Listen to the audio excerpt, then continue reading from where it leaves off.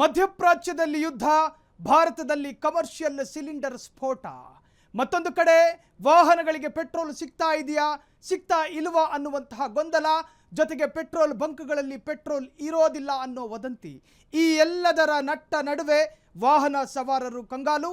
ಇದೇ ಈ ಹೊತ್ತಿನ ವಿಶೇಷ ಪೆಟ್ರೋಲ್ ಖಾಲಿ ಖಾಲಿ. ನಾನು ಸಾಹಿಲ್. ವೀಕ್ಷಕರೇ, ಭಾರತದಲ್ಲಿರ್ತಕ್ಕಂತಹ ಪೆಟ್ರೋಲ್ ಬಂಕ್ಗಳ ದಾಸ್ತಾನುಗಳಲ್ಲಿ ಪೆಟ್ರೋಲ್ ಆಯಿಲ್ ಇಲ್ವಾ? ಮಧ್ಯಪ್ರಾಚ್ಯದಲ್ಲಿ ಯುದ್ಧ ಆಗ್ತಾ ಇದೆ. ರಾಜ್ಯದಲ್ಲಿ ಪೆಟ್ರೋಲ್ ಅಭಾವ ಶುರುವಾಯಿತಾ? ರಾಜ್ಯದ ಹಲವು ಜಿಲ್ಲೆಗಳಲ್ಲಿ ಪೆಟ್ರೋಲ್ ಬಂಕ್ ಮುಂದೆ ಕ್ಯೂ ನಿಂತ್ಕೊಂಡಿದ್ದಾರೆ. ಪೆಟ್ರೋಲ್ ಅಭಾವದ ವದಂತಿ. ಅನೇಕ ಜಿಲ್ಲೆಗಳಲ್ಲಿ ಬಂಕ್ ಮುಂದೆ ಕ್ಯೂ. ಪೆಟ್ರೋಲ್ ಅಭಾವ ವದಂತಿ. ಖರೀದಿಗೆ ಮುಗಿಬಿದ್ದ ಜನ. ನನಗೆ ಬೇಕು. ಹುಬ್ಬಳ್ಳಿ, ಧಾರವಾಡ, ಬೆಳಗಾವಿ, ರಾಯಚೂರಿನಲ್ಲೂ ವದಂತಿ. ಹಗಲು ರಾತ್ರಿ ಪೆಟ್ರೋಲ್ ಬಂಕ್ಗಳ ಮುಂದೆ ಜನವೋ ಜನ. ಪೆಟ್ರೋಲು ಡೀಸೆಲ್ ಸಿಗುತ್ತೋ ಇಲ್ವೋ ಎಂಬ ಆತಂಕ. ಮನೆಯ ಕೊನೆ ರೂಮ್ನಲ್ಲಿ ಇಟ್ಟಿದ್ದ ಕೊಡಾನು ತಗೊಂಡು ಹೋಗೋರೆ ಕೆಲ ಪೆಟ್ರೋಲ್ ಬಂಕ್ಗಳಲ್ಲಿ ಪೆಟ್ರೋಲಿಗಾಗಿ ಆ ದೃಶ್ಯವನ್ನು ಗಮನಿಸ್ತಾ ಇದ್ದೀವಿ ಸ್ಕ್ರೀನ್ ಮೇಲೆ. ಪೆಟ್ರೋಲ್ ಅಭಾವ, ಮುಗಿಬಿದ್ದ ಜನ ನೋಡಿ ದೃಶ್ಯದಲ್ಲಿ ಗಮನಿಸ್ತಾ ಇದ್ದೀರಿ. ಪೆಟ್ರೋಲ್ ಬಂಕ್ ಮುಂದೆ ಉತ್ತರ ಪ್ರದೇಶದಂತಹ ರಾಜ್ಯಗಳಲ್ಲಿ ಈ ಪಡಿತರ ಅಂಗಡಿಗಳಲ್ಲಿ ಕ್ಯೂ ನಿಂತ್ಕೊತಾ ಇದ್ರು ಒಂದು ಸಮಯದಲ್ಲಿ ಆಹಾರಕ್ಕೆ ಹಾಹಾಕಾರ ಶುರುವಾದಾಗ. ಹಂಗೆ ನಮ್ಮ ರಾಜ್ಯದಲ್ಲಿ ಇದು ಯಾವುದೋ ಬೇರೆ ರಾಜ್ಯದ ಕಥೆಯಲ್ಲ. ಕರ್ನಾಟಕದ, ಅದರಲ್ಲೂ ಕೂಡ ಪ್ರಮುಖ ಜಿಲ್ಲೆಗಳ ಕಥೆ ಇದು. ಪೆಟ್ರೋಲ್ ಬಂಕ್ಗಳ ಮುಂದೆ ಕ್ಯೂ ನಿಂತ್ಕೊಂಡಿರೋ ಜನ.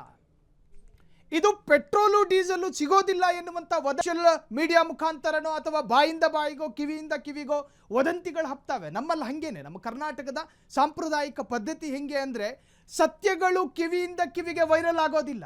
ಈ ಸುಳ್ಳು ಸುದ್ದಿಗಳು, ಈ ಕೆಲ ವದಂತಿಗಳು, ಈ ಕೆಲ ನೆತ್ತರವನ್ನು ಬಿಸಿಯೇರಿಸುವಂತಹ ಕೆಲ ಸುದ್ದಿಗಳು, ಅದು ವದಂತಿಯ ರೂಪದಲ್ಲಿ ಅತ್ಯಂತ ಮಿಂಚಿನ ವೇಗದಲ್ಲಿ ಎಲ್ಲ ಕಡೆನೂ ಕೂಡ ಪಸರಿಸುತ್ತೆ. ಇದು ಹಂಗೆ ಆಗಿರೋದು. ಮಧ್ಯಪ್ರಾಚ್ಯದಲ್ಲಿ ಯುದ್ಧ ನಡೀತಾ ಇದೆ. ಭಾರತದ ಅನೇಕ ಪೆಟ್ರೋಲ್ ಬಂಕ್ಗಳ ಮುಂಭಾಗ ನೋ ಪೆಟ್ರೋಲು ಅಂತ ಹೇಳಿ ಎಲ್ಲೂ ಬೋರ್ಡೇ ಹಾಕಿರಲಿಲ್ಲ ಕೆಲವೊಂದು ಕಡೆ.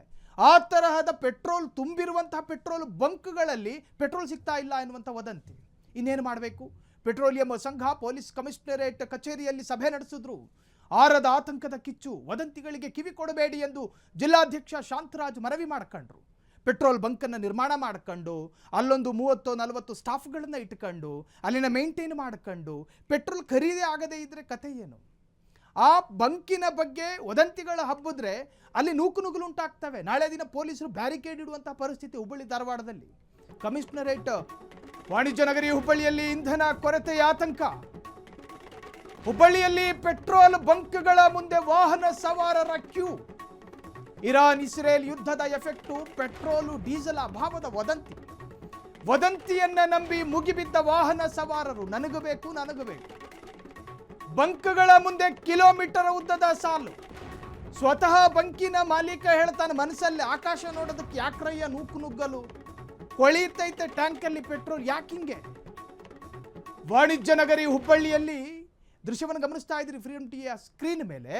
ಜನ ನೂಕು ನುಗ್ಗಲು, ನನಗೆ ಬೇಕು. ಪೆಟ್ರೋಲ್ ಬಂಕಿಗೆ ಬಂದ ನಂತರವೇ ಅವರಿಗೆ ವಾಸ್ತವ ಸತ್ಯಾಂಶ ಗೊತ್ತಾಗಿದ್ದು. ನಾವು ಯಾವುದೋ ಬಲ್ಲ ಮೂಲಗಳಿಂದ ತಿಳಿದುಕೊಂಡ ಮಾಹಿತಿ ಶುದ್ಧ ಸುಳ್ಳು, ಅತ್ಯಂತ ದುರ್ಬಲವಾದ ಮಾಹಿತಿ. ನಮಗೆ ಯಾವ ತರಹದ ತಿಕ್ಕಲಿದು ಅಂತ. ವಾಣಿಜ್ಯ ನಗರಿ ಹುಬ್ಬಳ್ಳಿಯಲ್ಲಿ ನೀವು ನೋಡ್ತಾ ಇರುವಂತಹ ದೃಶ್ಯ ಹುಬ್ಬಳ್ಳಿಯದ್ದು. ಇಂಧನದ ಕೊರತೆಯ ಆತಂಕ. ಹುಬ್ಬಳ್ಳಿಯ ಪೆಟ್ರೋಲ್ ಬಂಕ್ಗಳ ಮುಂದೆ ವಾಹನ ಸವಾರರ ಕ್ಯೂ. ನಾಳೆ ದಿನ ಆಫೀಸಿಗೆ ಹೋಗಬೇಕು, ಬೆಳಿಗ್ಗೆ 10 ಗಂಟೆಗೆ ಹೊರಡಬೇಕು. ಪೆಟ್ರೋಲ್ ಸಿಗದಲೇ ಇದ್ದರೆ ಕಥೆ ಏನು ಅಂಥೇಳಿ ಒಂದಷ್ಟು ಕಂಪನಿಗಳ ಸ್ಟಾಫ್ಗಳು, ಇನ್ನೊಂದಷ್ಟು ಬೇರೆ ಬೇರೆ ಕಂಪನಿಗಳಲ್ಲಿ ಕೆಲಸ ಮಾಡುವಂತಹ ಕಾರ್ಮಿಕರು ರಾತ್ರಿಯೇ ಪೆಟ್ರೋಲ್ ಬಂಕ್ನತ್ತ ಹೋಗಿದ್ದು ಪೆಟ್ರೋಲ್ ತುಂಬಿಸ್ಕೊಂಡು ಬರೋಣ ಅಂತ. ರಾಯಚೂರಿನಲ್ಲೂ ಇಂಧನದ ಹಾಹಾಕಾರ ಶುರುವಾಗಿದೆ. ಕುಡಿಯೋ ನೀರಿಗಾಗಲ್ಲ, ಪೆಟ್ರೋಲಿಗಾಗಿ. ಪೆಟ್ರೋಲು ಡೀಸೆಲ್ ಕೊರತೆ ಪರದಾಟ. ಪೆಟ್ರೋಲ್ ಬಂಕ್ಗಳಿಗೆ ಸರಬರಾಜು ಸ್ಥಗಿತ. ಪೆಟ್ರೋಲಿಯಂ ಕಂಪನಿಗಳಿಂದ ಬರ್ತಿಲ್ಲ ಸ್ಟಾಕು. 60% ಬಂಕ್ಗಳು ಈಗಾಗಲೇ ಬಂದಾಗಿದೆ. 60% ಬಂಕ್ಗಳು. ಇಂಧನ ತುಂಬಿಸಿಕೊಳ್ಳೋದಕ್ಕೆ ಮುಗಿಬಿದ್ದ ಜನ. ಬಂದೋಬಸ್ತ್ನಲ್ಲಿ ಪೆಟ್ರೋಲ್ ವಿತರಣೆ. ನಮ್ಮ ರಾಜ್ಯ ಯಾವ ಹಂತಕ್ಕೆ ತಲುಪಿದೆ ನೋಡಿ. ಪೊಲೀಸರ ಸರ್ಪಗಾವಲಿನ ಮಧ್ಯೆ ತಂದಿರುವ ಕ್ಯಾನ್ಗಳಿಗೆ ಪೆಟ್ರೋಲು ಡೀಸೆಲ್ ಕೊಡಬಹುದಾದ ಪರಿಸ್ಥಿತಿಗೆ ರಾಜ್ಯದ ಕೆಲ ಜಿಲ್ಲೆಗಳು. ಪೆಟ್ರೋಲ್ ಬಂಕ್ಗಳಿಗೆ ಇಂಧನದ ಸರಬರಾಜು ಆಗ್ತಾ ಇಲ್ಲ. ಇಂಧನ ನಮ್ಮ ದೇಶದಲ್ಲಿ ಇಂಧನವನ್ನೆಲ್ಲವನ್ನು ಆಮದು ಮಾಡಿಕೊಳ್ಳೋದು ನಾವು ಏನು ಕೂಡ ಶೇಖರಣೆಗಳನ್ನು ಇಟ್ಟುಕೊಂಡಿದ್ದೆಲ್ಲವೂ ಖಾಲಿ ಆಯಿತು. ಒಂದು ಇರಾನ್ನಿಂದ ತರಿಸಬೇಕು ಅಥವಾ ರಷ್ಯಾದಿಂದ ತರಿಸಬೇಕು. ಏನೂ ಇಲ್ಲದಿದ್ದರೆ ಕಟ್ಟಕಡೆಯದಾಗಿ ಅಮೆರಿಕಾದ ಮುದಿಯ ಡೊನಾಲ್ಡ್ ಟ್ರಂಪ್ ಮುಖೇನ ವೆನೆಜುವೆಲಾದಿಂದ ತರಿಸಬೇಕು. ಈಗ ಸಾಧ್ಯನಾ ಅದು? ಈಗ ತರಿಸಬಹುದಾದ ಜಾಗತಿಕ ಪರಿಸ್ಥಿತಿ ಸರಿ ಇದೆಯಾ? ಖಂಡಿತ ಇಲ್ಲ. ಮಧ್ಯಪ್ರಾಚ್ಯದಲ್ಲಿ ಯುದ್ಧ ದಿನದಿಂದ ದಿನಕ್ಕೆ ತೀವ್ರತೆಯನ್ನು ಪಡೆದುಕೊಳ್ತಾ ಇದೆ. ಹಾರ್ಮೋಜು ಜಲಸಂಧಿಯಲ್ಲಿ ಪ್ರಕ್ಷುಬ್ಧ. ಇಂತಹ ಸಂದರ್ಭದಲ್ಲಿ ಭಾರತಕ್ಕೆ ಆಮದು ಮಾಡಿಕೊಳ್ಳೋದಕ್ಕೂ ಕಷ್ಟ. ಈಗಾಗಲೇ ಗ್ಯಾಸನ್ನು ವಿತರಣೆ ಮಾಡೋದಕ್ಕೂ ಕೂಡ ನಮ್ಮನ್ನಾಳುವ ಸರ್ಕಾರ ಸರ್ಕಸ್ ಮಾಡ್ತಾ ಇದೆ. ಗ್ಯಾಸಿನ ಕೊರತೆ ಇಲ್ಲ ಅಂತೇಳಿ ಸರ್ಕಾರ ಅಧಿಕೃತವಾಗಿ ಶ್ವೇತಪತ್ರವನ್ನು ಹೊರಡಿಸುತ್ತೆ. ಆದರೆ ಹೋಟೆಲ್ ಮಾಲೀಕರು ನೋಡ್ತಿದ್ದ ಹಾಗೆ ಮನೆಯ ಕೊನೆಯ ರೂಮಿನ ನೇಣಿಗೆ ಶರಣಾಗ್ತಾ ಇದ್ದಾರೆ. ಆ ತರಹದ ಕತೆ ನಮ್ಮ ದೇಶದ್ದು. ಇದರ ನಡುವೆ ಈಗ ಪೆಟ್ರೋಲ್ ಕಥೆ. ಎಲೆಕ್ಟ್ರಿಕ್ ಗಾಡಿಗಳನ್ನು ಖರೀದಿ ಮಾಡೋದಕ್ಕೆ ಮುಂದಾಗಿದ್ದಾರೆ. ಇನ್ನೂ ನಿಲ್ಲದ ಪೆಟ್ರೋಲ್ ಆತಂಕ. ಕಲಬುರಗಿಯಲ್ಲೂ ಆತಂಕದ ಬ್ರೇಕಿಂಗ್. ರಾಜ್ಯಾದ್ಯಂತ ಪೆಟ್ರೋಲ್ ಡೀಸೆಲ್ ಸಿಗಲ್ಲವೆಂಬ ವದಂತಿಯ ದಟ್ಟ. ಕಲಬುರಗಿಯಲ್ಲಿ ಇಂಧನಕ್ಕಾಗಿ ಮುಗಿಬಿದ್ದ ವಾಹನ ಸವಾರರು. ನಗರದ ಪ್ರಮುಖ Avinash petrol bunk houseful. Cinema theatre ಅಲ್ಲ, ಪೆಟ್ರೋಲ್ ಬಂಕ್. ಪೆಟ್ರೋಲ್ ಬಂಕ್ಗಳ ಮುಂದೆ ಕಿಲೋಮೀಟರ್ ಗಟ್ಟಲೆ ಕ್ಯೂ. ತಡರಾತ್ರಿಯಾದರೂ ಕೌಂಟರ್ ಬಿಟ್ಟು ಕದಲದ ಬೈಕ್ ಸವಾರರು. ಸಿಕ್ಕಿದ್ದೇ ಚಾನ್ಸು ಎಂದು ಫುಲ್ ಟ್ಯಾಂಕ್ ಮಾಡಿಸಿಕೊಳ್ಳೋದಕ್ಕೆ ಹರಸಾಹಸ. ಪೆಟ್ರೋಲು ಸಿಗುತ್ತೆ ಅನ್ನೋದು ಗೊತ್ತಿದ್ದರೂ ಆತಂಕದಲ್ಲಿ ಜನಭೋಜನ. ವದಂತಿಯನ್ನು ನಂಬಿ ಬಂಕ್ಗಳ ಮುಂದೆ, ವದಂತಿಗಳನ್ನು ನಂಬಿ ಖಾಲಿ ಟ್ಯಾಂಕು ಏನು ಟೂ ವೀಲರ್ ಗಾಡಿಗಳು ಫುಲ್ ಟ್ಯಾಂಕ್ ಮಾಡ್ಕೊಂಡೇ ಹೋಗಿರೋದು. 10ನೇ ನಂಬರ್ನಲ್ಲಿ ನಿಂತಿದ್ದೀನಿ, ನಾನು ಇನ್ನೇನಾದರೂ ಕ್ಯೂ ದೊಡ್ಡದಿದೆ ಅಂಥೇಳಿ ಮನೆಗೆ ಹೋದ್ರೆ ನಾಳೆ ಪೆಟ್ರೋಲ್ ಸಿಗೋದಿಲ್ಲ, 10ನೇ ನಂಬರಲ್ಲಿ ಅರ್ಧ ಗಂಟೆ ಕಾದಾದರೂ ಫುಲ್ ಟ್ಯಾಂಕ್ ಮಾಡಿಸ್ಕೊಂಡು ಹೋಗ್ತೀನಿ ಅಂತ ಹೇಳಿ ಹಠಕ್ಕೆ ಬಿದ್ದವರ ಹಾಗೆ ವಾಹನ ಸವಾರರು ನೋಡಿ ಅಲ್ಲಿ ನಿಂತ್ಕೊಂಡಿರೋದು. ಸುಗ್ಗಿ ಜಾತ್ರೆಯ ಮೈದಾನ ಅಲ್ಲ, ಪೆಟ್ರೋಲ್ ಬಂಕಿನ ಮುಂಭಾಗದ ವಾತಾವರಣ ಅದು. ದೃಶ್ಯದಲ್ಲಿ ಗಮನಿಸ್ತಾ ಇದ್ದೀರಿ, ಎಕ್ಸ್ಕ್ಲೂಸಿವ್ ದೃಶ್ಯವನ್ನು ತೋರಿಸ್ತಾ ಇದ್ದೀವಿ. ಪೆಟ್ರೋಲ್ ಬಂಕ್ಗಳಲ್ಲಿ ಸಾಲುಗಟ್ಟಿ ನಿಂತಿರುವಂತಹ ವಾಹನ ಸವಾರರು. ನನ್ನ ಪಾಳಿ ಯಾವಾಗ ಅಂತೇಳಿ ಸವಾರರು. ಹಿಂದೆ ಕೂತವನಿಗೆ ಆತಂಕ, ಬೇಗ ಮುಗಿಸ್ಕೊಂಡು ಹೋಗೋಣ ಅಂತ. ಸಿಕ್ಕಿದ್ರೆ ಸಿಗಲಿ ಅಂತ ಹೇಳಿ ವಾಹನ ಸವಾರ ಸಿಗೋವರೆಗೂ ಕಾದು ಕೂತು ತೆರೆದ ಕಣ್ಣುಗಳಿಂದ ದಿಟ್ಟವಾಗಿ ಪೆಟ್ರೋಲ್ ಹಾಕೋನ್ನೇ ನೋಡೋದು. ಯಾವಾಗ ಮುಗಿಸ್ತಾನೋ, ನನ್ನ ಟ್ಯಾಂಕಿಗೆ ಯಾವಾಗ ಹಾಕ್ತಾನೋ ಪೈಪ್ನ ಅಂತ. ರಾಜ್ಯಾದ್ಯಂತ ಪೆಟ್ರೋಲ್ ಡೀಸೆಲ್ ಸಿಗಲ್ಲವೆಂಬ ವದಂತಿ ದಟ್ಟವಾಗಿ.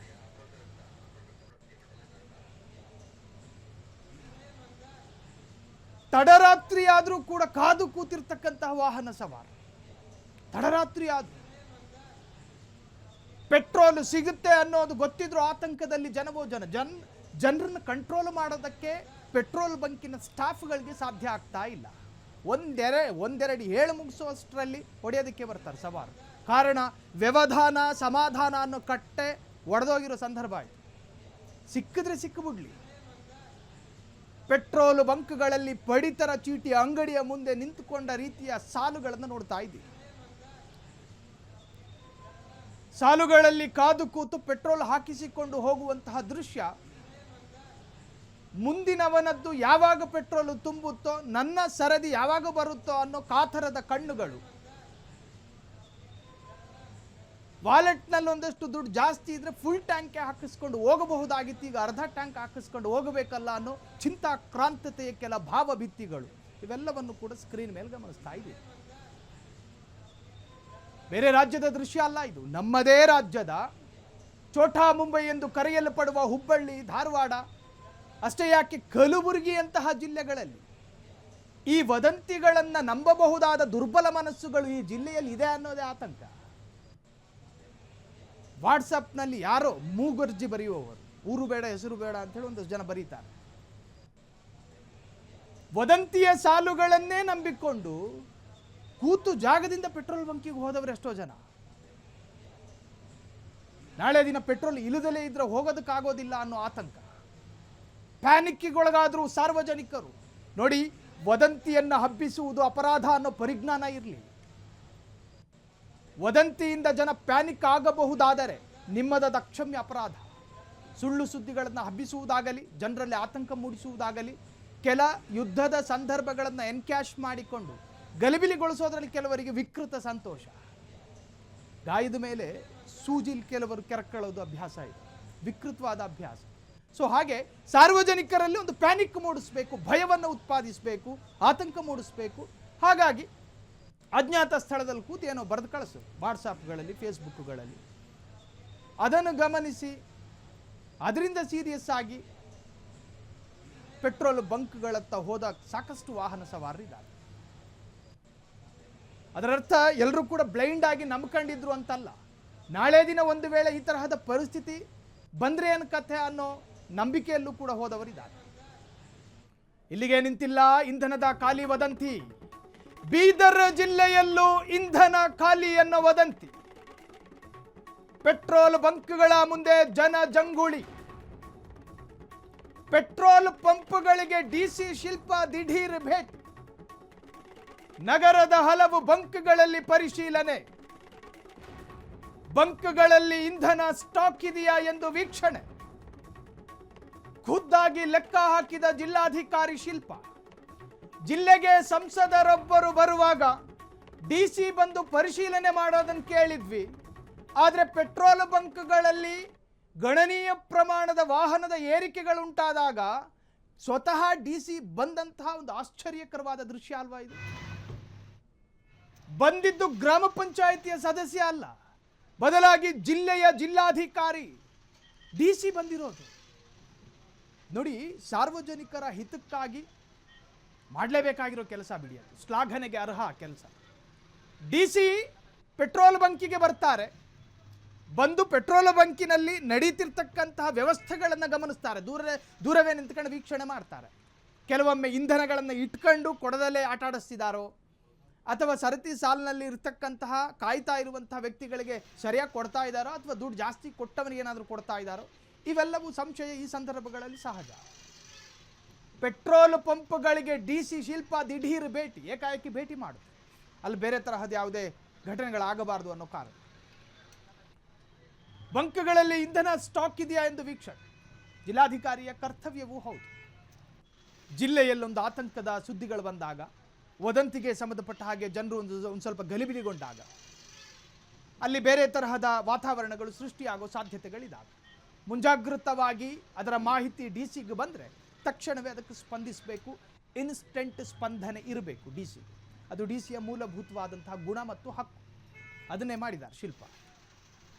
ಪೆಟ್ರೋಲ್ ಪಂಪ್ಗಳಿಗೆ ಡಿಸಿ ಭೇಟಿ ಕೊಟ್ಟರು. ಬಂಕ್ಗಳ ಮುಂದೆ ಕ್ಯೂ ನಿಂತ್ಕೊಂಡಿರೋ ಜನರ ಜೊತೆಯೂ ಕೂಡ ಮಾತನಾಡಿಸೋದು. ಬಂಕ್ಗಳಲ್ಲಿ ಇಂಧನ ಸ್ಟಾಕ್ ಇದೆಯಾ ಎಂದು ವೀಕ್ಷಣೆ ಮಾಡೋದು. ರಾಜ್ಯದ ನಾವೀಗಾಗಲೇ ರಿವೀಲ್ ಮಾಡಿದಂತೆ ಅನೇಕ ಜಿಲ್ಲೆಗಳ ಇಂಧನದ ಕೊರತೆ. ಭಾರತದ ಕೇಂದ್ರ ದಾಸ್ತಾನು ಪ್ರದೇಶದಲ್ಲಿ ಇಂಧನ ಇಲ್ಲ.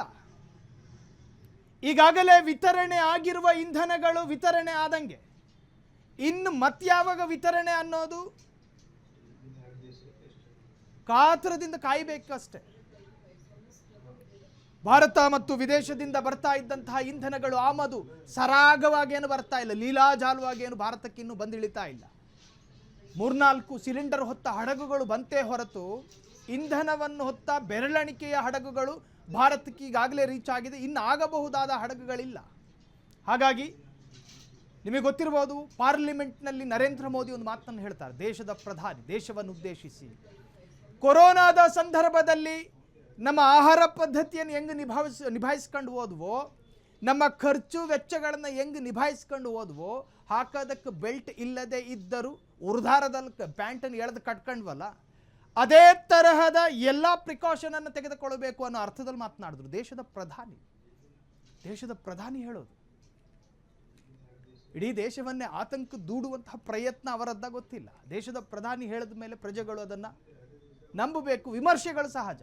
ಹೇಳಿದ್ದು ಹಿಂಗೆ ಆಗಬಾರ್ದಾಗಿತ್ತು, ಹೇಳಿದ್ದು ಹಿಂಗೆ ಹೇಳಬೇಕಾಗಿತ್ತು, ವಿಮರ್ಶೆಗಳು ಸಹಜ. ಕೊರೋನಾದ ಸಂದರ್ಭದಲ್ಲಿ ನಿಮ್ಮ ಸಹಕಾರಗಳು ಹೆಂಗಿತ್ತೋ ಹಂಗೇ ಇರಬೇಕು ಅಂತ ಹೇಳ್ತಾರೆ ನಮ್ಮ ದೇಶದ ಪ್ರಧಾನಿ. ಯಾವುದೇ ರೀತಿಯ ಇಂಧನ ಕೊರತೆ ಇಲ್ಲ. ವಿಷಯಕ್ಕೆ ಬರೋದಾದರೆ ಬೀದರ್ನಲ್ಲೂ ಕೂಡ ಇಂಧನದ ಕೊರತೆ, ಜನಜಂಗುಳಿ.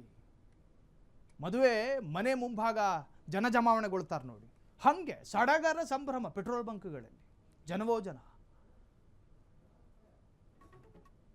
ಸೊ ಇನ್ನು ರಾಜ್ಯದ ಧಾರವಾಡ ಜಿಲ್ಲೆಯಲ್ಲಿ ತಟ್ಟದ ಪೆಟ್ರೋಲ್ ಬಿಸಿ, ಜಿಲ್ಲೆಗೆ ತಟ್ಟಿಲ್ಲ, ಯಾವುದೇ ರೀತಿಯ ಇಂಧನದ ಕೊರತೆ ಇಲ್ಲ, ವಿ ಆರ್ ಸೇಫ್ ಅನ್ನೋ ಮಾಹಿತಿನೋ ಏನು. ಸುಳ್ಳು ಸುದ್ದಿ ಕೇಳಿ ಕಂಗೆಟ್ಟಿದ್ದ ಜನ, ಪೆಟ್ರೋಲಿಯಂ ಏಜೆನ್ಸಿ ಜೊತೆ ಮಾತುಕತೆ, ಜಿಲ್ಲಾಡಳಿತದಿಂದ ಮಹತ್ವದ ಮಾತುಕತೆ. ಧಾರವಾಡದ ಜಿಲ್ಲೆಯಲ್ಲಿ ತಟ್ಟದ ಪೆಟ್ರೋಲ್ ಬಿಸಿ, ಕಲಬುರಗಿಯಲ್ಲಿ ತಡ್ತು, ಮತ್ತೊಂದು ಕಡೆ ತಡ್ತು, ಹುಬ್ಳಿಯಲ್ಲಿ ತಡ್ತು. ಟಿವಿಎಸ್ ಗಾಡಿಲಿ ಗದ್ದೆಗೆ ಹೋಗಿದ್ರಂತೆ ಪಂಪ್ ಸೆಟ್ ನೀರು ಆನ್ ಮಾಡೋದಕ್ಕೆ. ಈ ತರಹದ್ದೊಂದು ವದಂತಿ ಕೇಳಿದಾಗ ಗದ್ದೆಗೆ ಹೋದವರು ಕೂಡ ಕಲಬುರಗಿಯಲ್ಲಿ ವಿಷಯಕ್ಕೆ ಹೇಳೋದು ಅರ್ಥ ಆಗೋ ಥರ ಪೆಟ್ರೋಲ್ ಬಂಕ್ನ ಮುಂದೆ ಬಂದು ಸೇರ್ಕೊಂಡ್ರು ಅಂತ. ಆದ್ರೆ ಧಾರವಾಡ ಒಂದು ಮೆಸೇಜ್ ಕಳಿಸ್ತಾ ಇದೆ, ನಾವು ವದಂತಿಗಳನ್ನ ನಂಬುವುದಿಲ್ಲ. ಯಾರೋ ಒಂದು ಮೆಸೇಜ್ ಕಳಿಸಿದ್ರು, ಏನೋ ಒಂದು ಪ್ಯಾನಿಕ್ ಆಗಬಹುದಾದಂತಹ ಸಂದೇಶ ಕಳಿಸಿದ್ರು ಅಂತ ಹೇಳಿ ಬ್ಲೈಂಡ್ ಆಗಿ ನಂಬಿ ನಾವು ಪೆಟ್ರೋಲ್ ಬಂಕ್ಗಳ ಮುಂದೆ ಜಮಾವಣೆಗೊಳ್ಳೋದಿಲ್ಲ. ಪೆಟ್ರೋಲ್ ಬಂಕ್ಗಳು ಸಾಮಾನ್ಯವಾಗಿ ಹೈವೇ ಪಕ್ಕದಲ್ಲಿರ್ತವೆ, ಕೆಲವೊಮ್ಮೆ ಸರ್ವಿಸ್ ಪಕ್ಕದಲ್ಲೂ ಇರ್ತವೆ. ಆ ಸಂದರ್ಭದಲ್ಲಿ ವಿಪರೀತವಾಗಿ ವಾಹನ ಅಲ್ಲಿ ಸೇರಿಕೊಳ್ಳೋದು. ಇನ್ನು ನಮ್ಮ ಜನ ಕೇಳಬೇಕಾ, ಕೆಲವರಿಗೆ ಮೊಬೈಲ್ ಬಳಕೆ ಮಾಡಬೇಡಿ ಅಂದರೂ ಕೂಡ ಕೇಳೋದಿಲ್ಲ ಪೆಟ್ರೋಲ್ ಬಂಕ್ಗಳಲ್ಲಿ. ಇಷ್ಟು ಜನ ಪೆಟ್ರೋಲ್ ಬಂಕಲ್ಲಿ ಮಾತನಾಡಿದ್ರೆ ಏನು ಕತೆ? ಈ ಬಗ್ಗೆ ಇದಕ್ಕೆ ಸಂಬಂಧಪಟ್ಟ ಹಾಗೆ ಒಂದಷ್ಟು ಮೇಜರ್ ಅಲ್ಲಿ ಇರುವ ಎಲ್ಲ ಸಾರ್ವಜನಿಕರಿಗೂ ನಮ್ಮ ಧಾರವಾಡ ಜಿಲ್ಲಾ ಪೊಲೀಸ್ ವತಿಯಿಂದ ನಮಸ್ಕಾರಗಳು. ಇವಾಗ ಸೋಷಿಯಲ್ ಮೀಡಿಯಾದಲ್ಲಿ ಅಥವಾ ಬೇರೆ ಪ್ಲ್ಯಾಟ್ಫಾರ್ಮ್ದಲ್ಲಿ ಏನಾದರೂ ಸುದ್ದಿ ಹೋಗ್ತಾ ಇದೆ, ಎಲ್ಲಿ ಪೆಟ್ರೋಲ್ ಅಥವಾ ಡೀಸೆಲ್ದು ಕೊರತೆ ತೋರಿಸ್ತಾ ಇದೆ. ಅದು ಆ್ಯಕ್ಚುಲಿ ಯಾವುದೂ ಕೊರತೆ ಇಲ್ಲ. ನಮಗೆ ಬರುವ ಮಾಹಿತಿ ಪ್ರಕಾರ ಮತ್ತು ನಮ್ಮದು ಎಲ್ಲ ಪೆಟ್ರೋಲಿಯಂ ಏಜೆನ್ಸಿ ಜೊತೆ ಡೈರೆಕ್ಟ್ ಟಚಲ್ಲಿದ್ದೀವಿ. ನಮ್ಮಲ್ಲಿ ಯಾವುದೂ ಕೊರತೆ ಇಲ್ಲ. ಮೊನ್ನೆ 23ನೇ ತಾರೀಕು ರಾತ್ರಿನೂ ಯಾವುದು ಕೊರತೆ ಆಗಿದೆ ಅಥವಾ ಕೊರತೆ ಬಗ್ಗೆ ಮಾಹಿತಿ ಹೋಗಿದೆ. ಅದರಲ್ಲಿನೂ ನಮಗೆ 24ನೇ ತಾರೀಕು ಆದಮೇಲೆ 24ನೇ ತಾರೀಕು ನೆಕ್ಸ್ಟ್ ದಿನವೂ ಎಲ್ಲ ಪೆಟ್ರೋಲ್ ಪಂಪ್ಸ್ ಓಪನ್ ಇತ್ತು. ಮತ್ತು ನಾನು ಅಟ್ಲೀಸ್ಟ್ 10-12 ಪೆಟ್ರೋಲ್ ಪಂಪ್ ಪರ್ಸ್ನಲಾಗಿ ನಾನೇ ವಿಸಿಟ್ ಮಾಡಿದೆ. ನಮ್ಮ ಸಿಬ್ಬಂದಿನೂ ಎಲ್ಲರೂ ವಿಸಿಟ್ ಮಾಡಿದರೆ, ನಿಮಗೆ ಯಾವುದು ಈ ಥರ ಕಂಡು ಬಂದ್ರೂ ದಯವಿಟ್ಟು ಶಿಸ್ತಿಂದ ಪೆಟ್ರೋಲ್ ತುಂಬಿಸಿ. ನಿಮ್ಮ ಗಾಡಿಗಳಿಗೆ ಕೊಡೋಕ್ಕೆ ನಮ್ಮ ಹತ್ರ ಸಾಕಷ್ಟು ಪೆಟ್ರೋಲ್ ಇದೆ. ಯಾರು ಹೋಲ್ಡ್ ಮಾಡೋಕ್ಕೆ ಟ್ರೈ ಮಾಡೋಕ್ಕೆ ಹೋದರೆ ನಾವು ಅವರ ಮೇಲೆ ಕಠಿಣ ಕ್ರಮ ತಗೊಳ್ತೀನಿ. ಅದ್ರ ಬಗ್ಗೆ ಯಾವುದೂ ನಮಗೆ ಡೌಟ್ ಇಲ್ಲ. ಬಟ್ ಎಲ್ಲ ಸಾರ್ವಜನಿಕರಿಗೆ ನನ್ನದು ಏನು ವಿನಂತಿ ಇದೆ, ನಿಮ್ಮ ಗಾಡಿಗಳಿಗೆ ಏನಾದರೂ ಇಶ್ಯೂಸ್ ಇದ್ದರೆ ದಯವಿಟ್ಟು ನೀವು ಪೆಟ್ರೋಲ್ ತುಂಬಿಸಿ, ಪೆಟ್ರೋಲ್ ಬಂಕ್ಗೆ ಬನ್ನಿ, ಪೆಟ್ರೋಲ್ ತುಂಬಿಸಿ. ಬಟ್ ಹೋರ್ಡಿಂಗ್ ಮಾಡೋಕ್ಕೆ ಹೋಗಬೇಡಿ. ಪೆಟ್ರೋಲ್ ಪಂಪ್ ಸಾಕಷ್ಟಿದೆ. ಏನಾದರೂ ಕ್ಷಣ ಕ್ಷಣದ ಸುದ್ದಿಗಳಿಗಾಗಿ ಫ್ರೀಡಂ ಟಿವಿ ಸಬ್ಸ್ಕ್ರೈಬ್ ಮಾಡಿ, ಲೈಕ್ ಮಾಡಿ ಹಾಗೂ ಫಾಲೋ ಮಾಡಿ. ಹೊಸ ಸುದ್ದಿಗಳ ನೋಟಿಫಿಕೇಶನ್ಗಾಗಿ ಬೆಲ್ ಐಕಾನ್ ಮೇಲೆ ಕ್ಲಿಕ್ ಮಾಡಿ.